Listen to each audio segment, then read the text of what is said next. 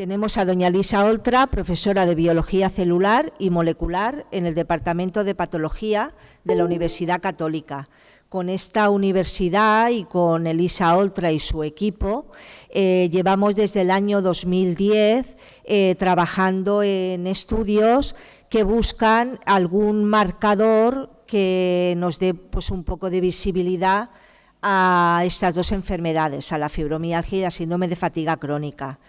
El título de su ponencia es Activación de retrovirus endógenos y su relación con los síntomas en fibromialgia, síndrome de fatiga crónica y COVID persistente. Esto forma parte de un estudio que ahora mismo están haciendo en la Universidad Católica. Bueno, pues estaba comentando que bueno, muchas personas después de pasar la infección pues quedan con unos síntomas que son muy solapantes, tanto a síndrome de fatiga crónica, como se empezó a identificar y se empezó a plantear si había un solapamiento de las enfermedades, porque desde siempre se ha sabido que hay síndromes posvirales en general, es decir, cuando pasamos una infección podemos pasarla y no recordarla en el mejor de los casos, pero hay muchos casos en los que nos quedan pues, secuelas y nos quedan estos cambios y no llegamos a recuperar la vida o la condición de salud que teníamos antes.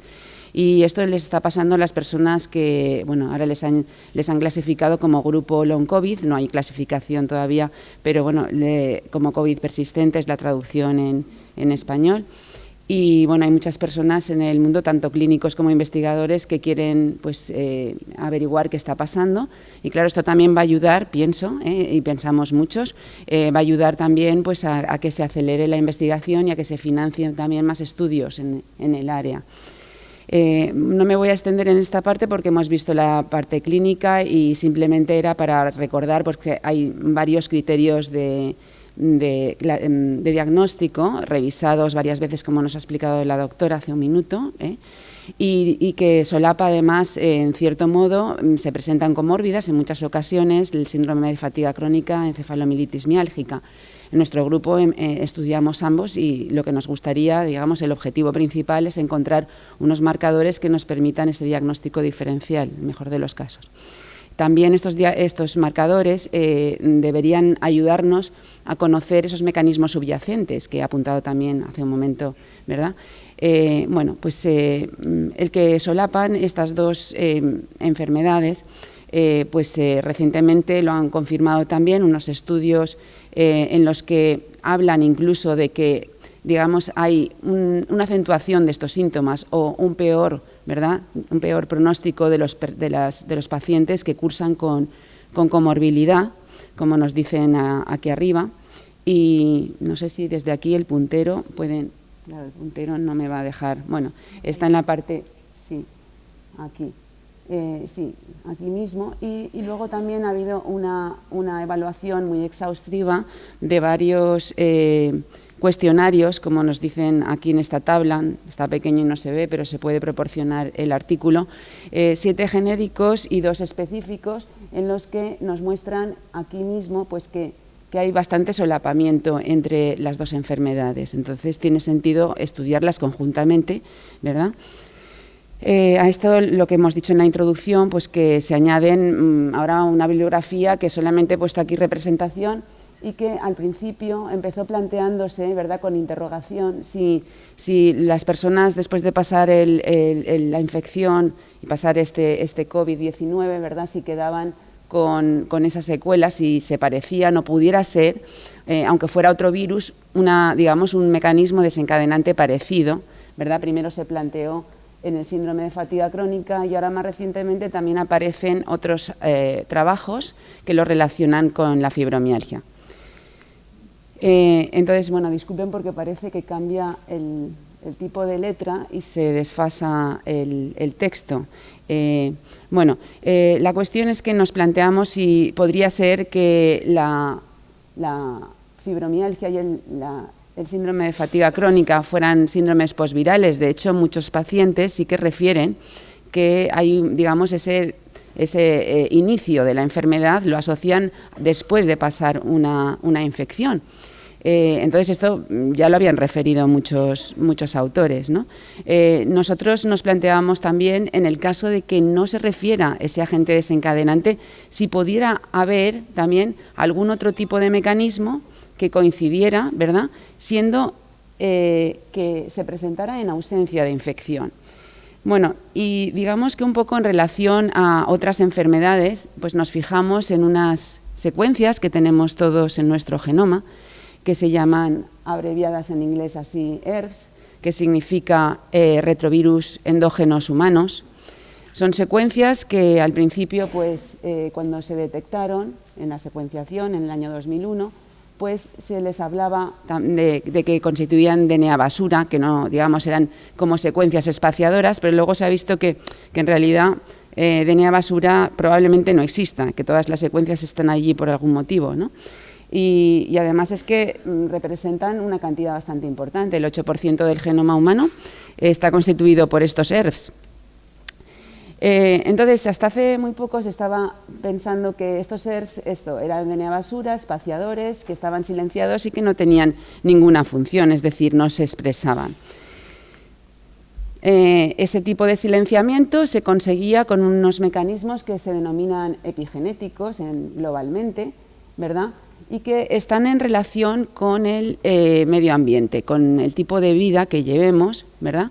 Si estamos expuestos a infecciones virales, es decir, si pasamos infecciones virales, si estamos expuestos a tóxicos, si tenemos estados emocionales significativos, como también se ha destacado antes. Bueno, todas esas exposiciones por las que pasamos cada uno a nivel individual en nuestra vida, pues ahora globalmente se le asigna con el nombre de exposoma, es decir, a qué hemos estado expuestos, ¿verdad? Y tiene un efecto sobre el epigenoma que se traduce en un cambio de este silenciamiento de los ERVs, entre otras cosas. ¿Qué pasa cuando estos ERVs se activan? Bueno, pues cuando se activan podrían actuar como virus exógenos, solamente que no vienen del exterior, sino que los tenemos en el interior de todas nuestras células. Bueno, resulta que estos virus, no vamos a decir, estos virus ERVs, los endógenos, se han adquirido durante la evolución humana, y si se han quedado ahí no es solamente porque nos pueden llegar a hacer daño, sino porque resulta que nos han facilitado muchas funciones que son fundamentales para nuestra fisiología. Por ejemplo, durante la placentación se necesita que las células formen un sincitio. Esto quiere decir que unas células, ¿verdad?, se fusionen con otras para formar, digamos, toda una comunicación continua. Eso es lo que es el sincitio. Bueno, pues las proteínas, estas bolitas amarillas que están aquí representadas, ilustrando esa fusión, esas bolitas amarillas están codificadas en uno de estos ERVs. Es decir, que para la placentación nos ayuda que se active ese ERV. También, aquí en la tabla, está más pequeño, igual no se ve, pero hay mucha bibliografía en la que se sabe que la participación de estos ERVs en lo que es la regeneración del sistema nervioso, en lo que es todas las respuestas y la maduración durante la pubertad del sistema nervioso, intervienen también los ERVs. Entonces son elementos que son indispensables, pero es como un arma de doble filo, es decir, nos ayudan, pero al mismo tiempo, si el exposoma pues hace que se desregulen, podrían afectar de forma nociva a nuestra salud. Entonces, resulta que si nos fijamos en qué tipo de efectos puede tener, de qué efectos dañinos, ¿no?, a nivel de enfermedades pudieran tener la activación de estos retrovirus, pues hay muchos trabajos, si ven ustedes aquí, porque citamos varios en cada uno de los corchetes, muchos trabajos que relacionan ya enfermedades de tipo autoinmune, enfermedades como la esclerosis múltiple, otras enfermedades neurológicas o psiquiátricas, ¿verdad?, como esquizofrenia, desorden bipolar, autismo. También tenemos otros como aquí está, la esclerosis lateral amiotrófica, ¿vale?, el ELA, que le llamamos aquí en España. Y más recientemente, pues, de hecho, uno de estos trabajos es nuestro, ¿vale? Hemos encontrado que pudiera ser que fuera también, que estuviera también más, digamos, más elevado el nivel de estos retrovirus en las personas afectadas de fibromialgia y de síndrome de fatiga crónica por otro grupo.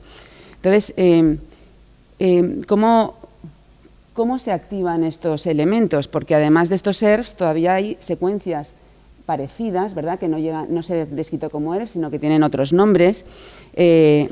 Los pueden ver aquí arriba. Tenemos otros tipos de elementos repetitivos que llegan a constituir hasta casi la mitad del genoma, casi el 45%. Y que se ha visto ya por muchos autores, si ven aquí en la columna izquierda, que tanto virus de DNA de doble cadena como virus de RNA positivos o de cadena positiva o negativa, todos estos nombres, algunos de ellos les pueden sonar, como los virus de herpes, como también el Epstein-Barr, que es el de la mononucleosis, ¿verdad? Pues se ha visto que cuando se secuencian digamos, este tipo de elementos, se ven estos rojos y verdes, es que están alterados después de la infección. Es decir, que hay una clara correlación entre la activación dentro de las células, ¿verdad?, y el que hayan sido infectadas o no. Bueno, en nuestro caso tomamos esto como referencia y nos preguntamos si esto ocurría también en personas de fibromialgia. Entonces, lo que encontramos es que pudimos encontrar que algunos de los elementos, ¿verdad?, no solamente es que estaban más expresados que en personas voluntarias que no padecían la enfermedad, ¿verdad?, que eran los controles sanos, que llamamos aquí. Bueno, pues además de que estaban aumentadas, resulta que había una buena correlación, esto lo podemos ver aquí, con los niveles de interferón gamma, una molécula señalizadora de infecciones, es decir, que apoyaba, ¿verdad?, el resultado de esta parte de aquí, de la izquierda. Bueno, no solamente nosotros encontramos esto, sino que otro grupo, tomando muestras del biobanco monográfico que hay de síndrome de fatiga crónica en el Reino Unido, encontraron también diferencias estadísticas. Ellos no hicieron correlaciones con otro tipo de moléculas, todavía queda pendiente, tampoco pudieron asegurarnos, porque nos pusimos en contacto con ellos, si tenían comorbilidad de fibromialgia, que les preguntamos, porque nosotros sí sabíamos de nuestros pacientes cuántos de ellos, ¿verdad?, tenían la comorbilidad de fatiga crónica. Y tanto un trabajo como el otro, lo que ocurría es que utilizamos una metodología que es un tanto, digamos, grosera, porque estos elementos, al ser secuencias repetitivas y que están muy dispersos a lo largo de todo el genoma, son muy difíciles de cuantificar a nivel individual.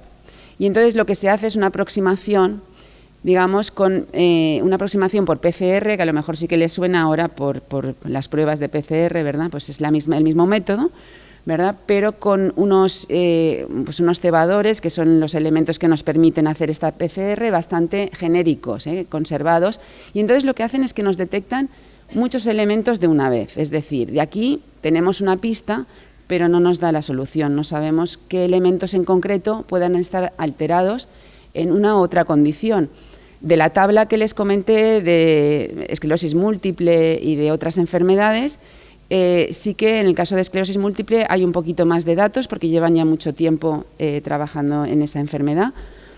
Y bueno, en definitiva, estas pistas iniciales, ¿verdad?, nos hicieron plantearnos un modelo de qué estaba ocurriendo o de qué podría estar ocurriendo, de cómo se relacionaba esta activación posiblemente en las enfermedades de fibromialgia y de síndrome de fatiga crónica, en las que se sabe que además de esas partes neurológicas también hay, de esas alteraciones neurológicas hay también alteraciones metabólicas e inmunológicas. Entonces, bueno, pues cuando los ERVs, digamos, se empiezan a activar, se sintetizan moléculas de doble cadena de RNA, que es un poco, digamos, lo que simula, lo que le hace creer a la célula que está infectada, pero no ha recibido ninguna infección viral, es simplemente que ha activado estas secuencias. Y esto desencadena toda una serie de mecanismos, ¿verdad?, que acaba alertando a la célula y acaba generando esos síntomas que hemos comentado. Bueno, como les he comentado antes también al principio, pues este es un ejemplo de uno de los artículos que proponía esta conexión debido a los síntomas que se estaban presentando en las personas que después de pasar el COVID, ¿verdad?, tenían esos síntomas solapantes con las enfermedades. Y más recientemente no solamente se ha propuesto esa relación basada en síntomas, sino que un grupo italiano pues lo que hizo fue evaluar los niveles de algunos de estos ERVs, ¿verdad?, en personas no de long COVID, sino en personas que estaban en UCI, personas enfermas de COVID que estaban con peor pronóstico, y las compararon a personas con pronóstico más favorable, encontrando que había diferencias en los niveles cuando el pronóstico era peor. Es decir, que además deben de estar jugando un papel importante en este peor pronóstico, como se presume de esos resultados. Ahora bien, nosotros nos preguntamos, después de pasar esa infección, si es la infección la que desencadena tanto en COVID persistente como en fibromialgia o síndrome de fatiga crónica, pensamos, ¿se vuelven a silenciar estas que han detectado o es que permanecen activos, ¿verdad? Y sería entonces el aspecto común, el aspecto común a estas tres distintos tipos de enfermedad. Sin embargo, si permanecen activos, ¿son los mismos o son distintos? Nosotros presumimos que desde luego van a ser distintos, ¿vale? Pero entonces, si son distintos, cuando los localicemos podremos establecer esa causa-efecto de estos ERVs, es decir, podremos identificar, podremos confirmar esa hipótesis, ¿verdad? Bueno, pues nosotros todavía estamos en el camino, estamos trabajando en una de las líneas que trabajamos es en esa, y entonces pues nos pusimos en contacto con esta empresa que se llama Geneuro, una empresa suiza, que ha trabajado ya desde bastantes años en esa línea de intentar determinar qué papel tiene la activación de estos ERVs en la esclerosis múltiple, y ellos, como sí que identificaron una proteína en concreto que está codificada por un ERV, pues lo que hicieron fue desarrollar un anticuerpo terapéutico, un anticuerpo monoclonal que está dirigido contra esa proteína que se codifica en este elemento en concreto. Y ya están finalizando, de hecho, los ensayos clínicos en fase 2 de forma satisfactoria, porque este gráfico, por ejemplo, pues ilustra que pues en diferentes dosis que están testando en estos momentos, los participantes que no respondían a otras terapias, por lo menos no avanzan, la enfermedad no progresa, entonces es muy buen resultado. Y además también han demostrado que la terapia es bastante segura, es decir, que no hay efectos secundarios mayores que pudieran, ¿verdad?, hacer que se detuviera este ensayo.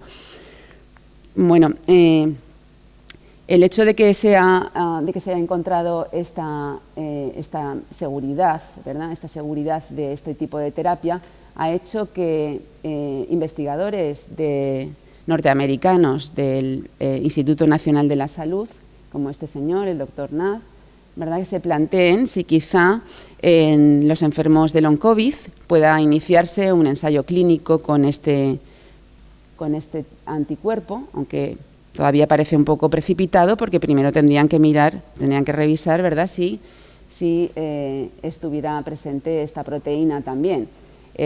Nosotros presumimos que va a ser muy improbable que sea el mismo elemento, y entonces estamos persiguiendo cuáles son las huellas, ¿verdad?, las huellas específicas, qué elementos de todos esos, ¿verdad?, cientos que hay distribuidos por todo el genoma, cuáles son los que se relacionan, y además presumimos que quizá entre enfermos, por ejemplo, diagnosticados a nivel clínico de fibromialgia, no sean los mismos tampoco. Lo que queremos ver es si encontramos un patrón, algo común por lo menos, ¿vale?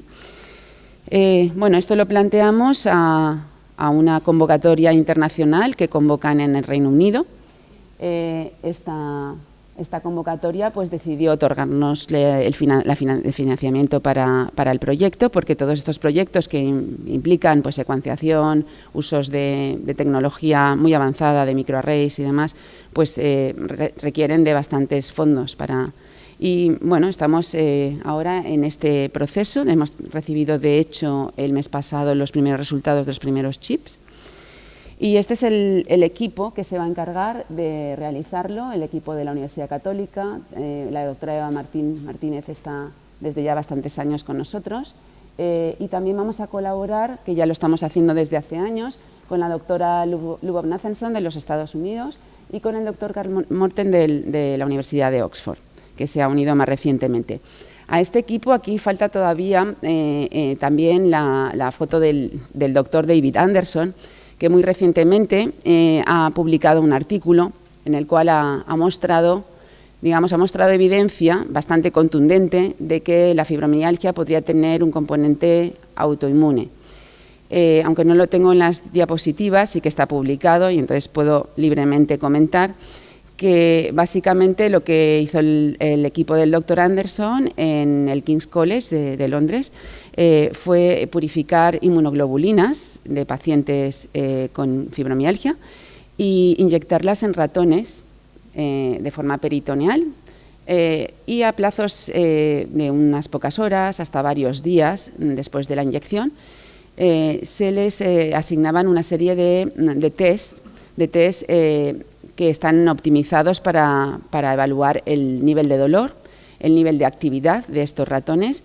También se les hizo biopsias de la piel y además se demostró que la inervación cambiaba, un poco como digamos en línea de estas fibras finas que quedan afectadas, que nos han comentado hace un momento en los pacientes, replicando un poco la enfermedad, ¿verdad? Es decir, que es, digamos, muy alentador porque ahora si disponemos de un modelo animal de la enfermedad sería muy interesante para poder desvelar estos mecanismos subyacentes que definitivamente no van a ser sencillos. Entonces, bueno, pues planteamos, digamos que también le hemos planteado y pues posiblemente lleguemos a trabajar también con él, ha aceptado ya también el reto, ¿no? Y bueno, y comentarles ya finalizando un poco que nuestro grupo lleva años también pues estudiando unas moléculas reguladoras que se llaman microRNAs. Bueno, resulta que muchos de estos microRNAs están codificados o regulados por ERVs y algunos de estos microRNAs pueden regular los ERVs. Con lo cual, lo que estamos haciendo, porque a veces sí me preguntan, bueno, entonces ya no estudiáis los microRNAs, no, seguimos estudiando los microRNAs, es que estamos incorporando otra línea porque bueno, nos han financiado este proyecto y entonces es complementario y vamos a tener más información. Cuanta más información, más posibilidad de clarificar, ¿verdad?, estos mecanismos que estamos tratando de encontrar y estos biomarcadores que queremos identificar. Comentarles que en la línea de microRNAs, bueno, lo he dicho en todas las presentaciones que tenemos, hace 2 años se nos concedió bueno, de hecho el año pasado, pero abarca los años 20 y 21. Desde la Generalitat Valenciana también se ha apoyado los proyectos que investigan a nivel básico la enfermedad, ¿verdad? Fibromialgia y síndrome de fatiga crónica. Y de hecho hemos enviado ahora mismo otro proyecto en el que pedimos más financiación para continuar esos estudios. Entonces esperamos que seguramente en junio, entre junio y octubre, cuando se resuelva, que podamos también seguir anunciando que sí, que continúa el apoyo y que podemos seguir avanzando en estas investigaciones. Para terminar, quería comentarles que en las investigaciones tanto es importante la financiación, ¿verdad?, que estamos hablando, como que haya unos recursos humanos disponibles, como son los equipos que hemos mencionado, ¿verdad?, de varias instituciones interesados por saber y por ayudar a qué es lo que pueda estar ocurriendo, pero también es muy importante incorporar un nuevo elemento que de momento no hemos podido hacerlo, que es la intervención de los biobancos. Nosotros nos gustaría, ¿verdad?, pero esto, digamos, el planteamiento de decir nos gustaría, hasta que llega a ser un hecho pasa mucho tiempo. Esto quiero mencionar que un poco en la línea de las conversaciones, de las preguntas que han surgido después de la presentación en relación a los tratamientos, a una unidad, ¿verdad?, que se está persiguiendo desde las asociaciones. Bueno, nosotros también nos gustaría que hubiera esta infraestructura para la investigación, que serían colecciones, ¿verdad?, pero lleva todo un proceso muy complejo.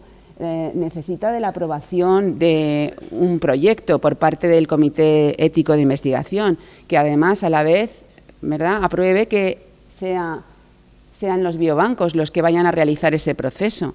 Una vez concedidos estas autorizaciones, también necesitamos que los clínicos de digamos, de muchos hospitales, ¿verdad?, donde acuden ustedes, pues que puedan confirmar ese diagnóstico y que nos describan exactamente todos los factores, ¿verdad?, todos estos registros que son tan necesarios como movilidades, digamos, estilo de vida, factores desencadenantes. Toda esa historia clínica es indispensable para que la investigación pueda avanzar. Entonces, digamos que el procedimiento es ese, digamos, todos los voluntarios a los cuales agradecemos muchísimo, tanto enfermos como personas sanas que se motivan y que, bueno, que son sensibles y que donan también su muestra de sangre, pues que sepan que es que hay que llevar esa vía, ¿no?, esa vía para que podamos tener, digamos, unos resultados que no se nos desvíen, por no llevar el camino adecuado.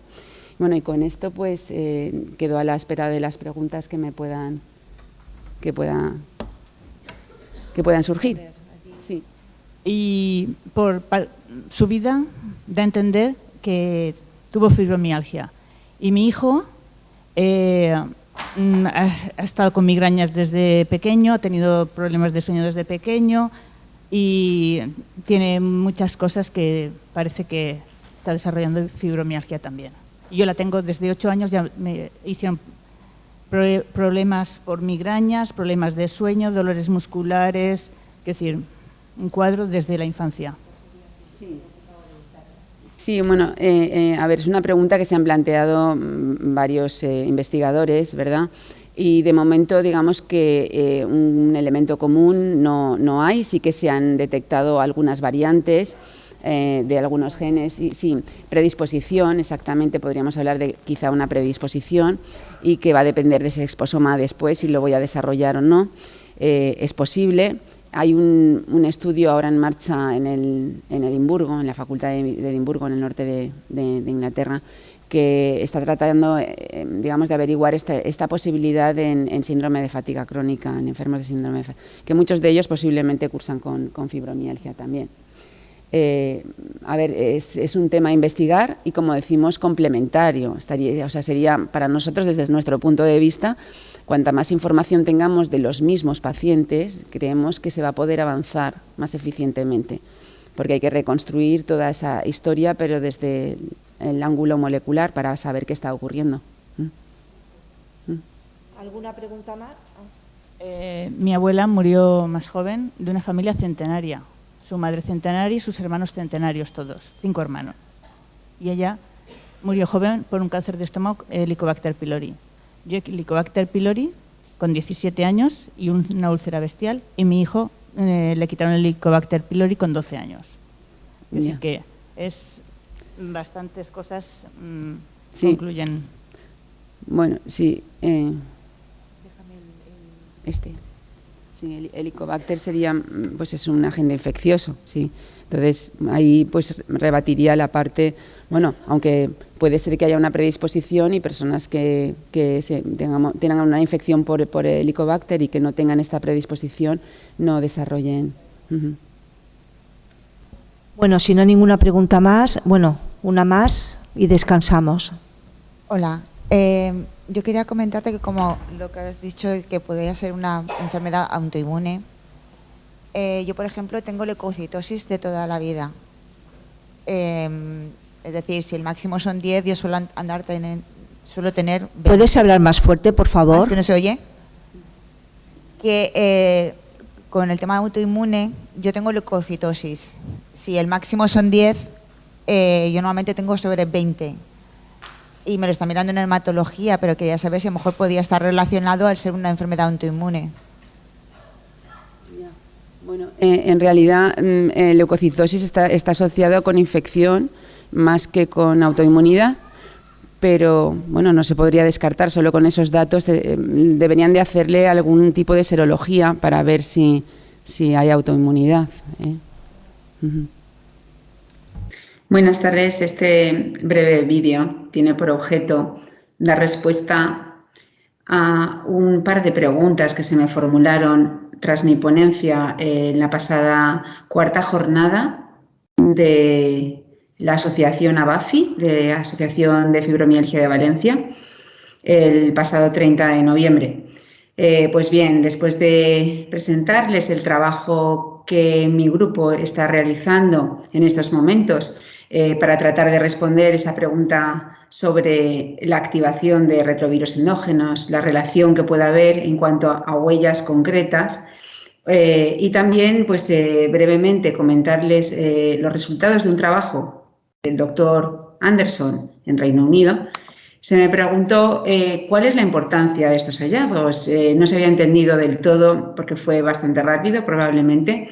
La cuestión es que era una simple mención porque los resultados que ustedes pueden apreciar simplemente la primera figura y otra figura más aquí a la izquierda abajo, que representan la respuesta de los ratones que les comenté, ratones a los que se les inyectaba en el peritoneo las inmunoglobulinas purificadas de enfermos de fibromialgia. Como pueden ver en la derecha hay varios paneles en los que tenemos representados la respuesta de estos ratones ante el dolor por presión. El dolor que está exacerbado en fibromialgia, que hay una hipersensibilidad mecánica, ¿verdad? Pues esto es lo que observaron los investigadores del grupo del Dr. Anderson en el King's College cuando los inyectaban. Si ven el gráfico con unos puntos más oscuros con respecto a los claros, bueno, los oscuros corresponden a los pacientes y los claros a los donantes sanos que contribuyeron. Vemos que hay un comportamiento anormal en los ratones, mucho más sensibilidad, quiere decir el menor nivel de, digamos, de presión, con menos presión ya responde. Y luego a la izquierda vemos un corte histológico, es decir, un corte de un tejido de la dermis de estos ratones. En la parte de arriba los inyectados con las inmunoglobulinas de los sujetos sanos y en la parte inferior los que recibieron las inmunoglobulinas de los pacientes de fibromialgia. Las marcas verdes corresponden a inervación y el panel de la derecha, que es un gráfico, a la diferencia significativa que se ha encontrado en esa inervación. Más o menos sería lo que podríamos comparar con la patología de fibra fina que se asocia a fibromialgia. Bueno, pues aquí a nivel morfológico se observa claramente en esta imagen. Es cierto que los resultados del doctor Anderson se basan en unas observaciones de unos pocos pacientes y que se deben de replicar por otra cohorte, incluso sería interesante que lo replicara otro grupo, ¿verdad?, para que esos resultados adquirieran más robustez. Pero la respuesta a esa pregunta tan interesante, ¿no?, a esa pregunta de por qué me parece importante. Bueno, me parece importante porque es la primera vez que se demuestra de forma directa, ¿verdad?, esa transferencia pasiva, esa presencia de autoanticuerpos en fibromialgia.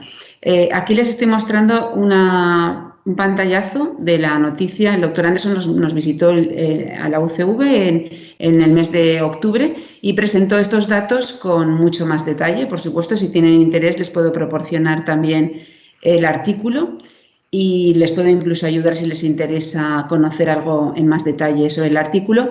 Y en la parte de izquierda tienen ustedes un pantallazo de una publicación muy reciente, data del 26 de noviembre, fíjese, hace unos pocos días, donde el mismo grupo que ha encontrado estos anticuerpos o estos autoanticuerpos, pues plantea cuáles son los pasos a seguir a partir de ahora. Bueno, la importancia de los descubrimientos del doctor Anderson y también, digamos, los descubrimientos de esos desbalances de microRNAs que hemos realizado desde aquí de Valencia en el grupo de expresión génica e inmunidad de la Universidad Católica de Valencia, pues muestran en primer lugar, fíjense, muestran que hay un componente biológico sin lugar a duda, tanto desde un aspecto de las inmunoglobulinas como de los desbalances de los microRNAs. También la activación de la expresión de estos retrovirus endógenos indican que podría haber una relación entre estos microRNAs y quizá la activación de estos retrovirus endógenos que todavía tenemos que confirmar.